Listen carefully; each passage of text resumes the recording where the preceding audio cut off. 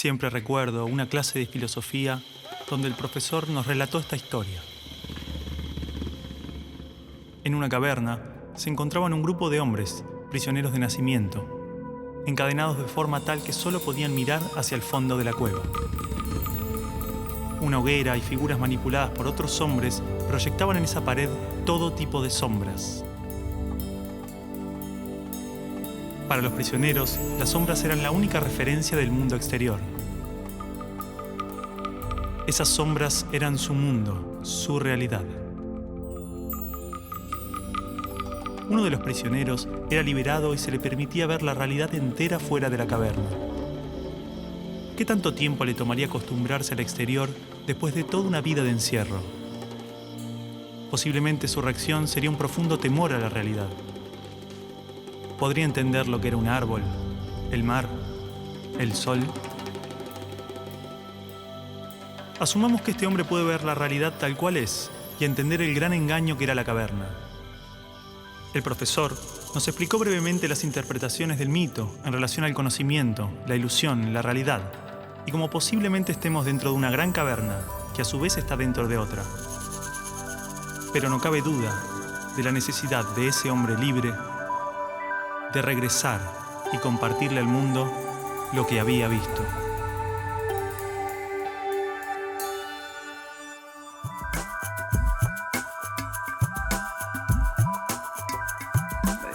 Esto casi no se sabe, pero la educación pública, gratuita y obligatoria fue inventada en algún momento de la historia.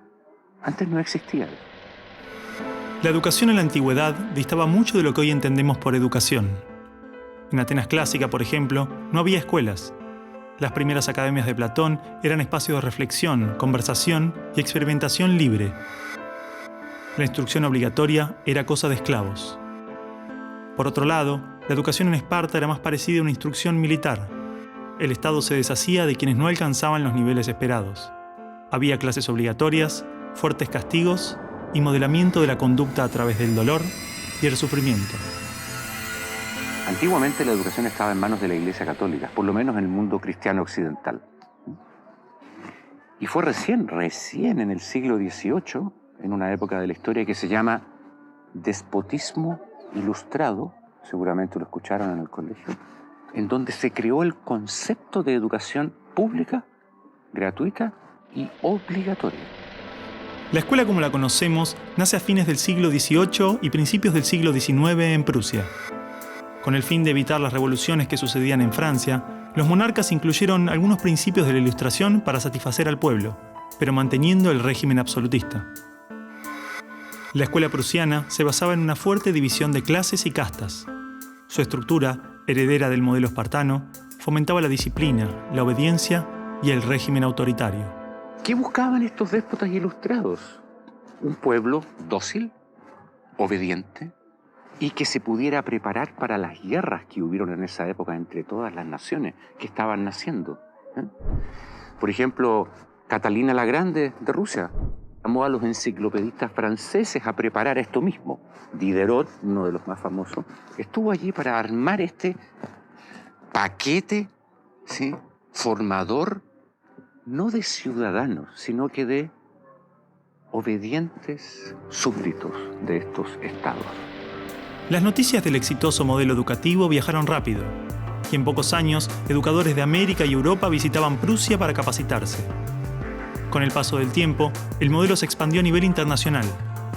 Muchos países importaron la escuela moderna con el discurso del acceso a la educación para todos, elevando la bandera de la igualdad, cuando justamente la esencia misma del sistema provenía del despotismo, buscando perpetuar los modelos elitistas y la división de clases.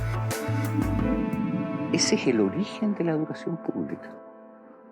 Fíjense ustedes que Napoleón, un poco posterior, y enemigo jurado de todos estos déspotas, hizo lo mismo.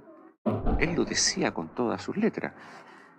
Yo quiero formar un cuerpo docente para poder dirigir el parecer de los franceses. ¿Se entiende? Él lo tiene claro. Y eso opera, se sepa o no se sepa, hasta el día de hoy. La escuela nace en un mundo positivista regido por una economía industrial. Por lo tanto, busca obtener los mayores resultados observables con el menor esfuerzo e inversión posible, aplicando fórmulas científicas y leyes generales. La escuela era la respuesta ideal a la necesidad de trabajadores, y los mismos empresarios industriales del siglo XIX fueron quienes financiaron la escolarización obligatoria a través de sus fundaciones.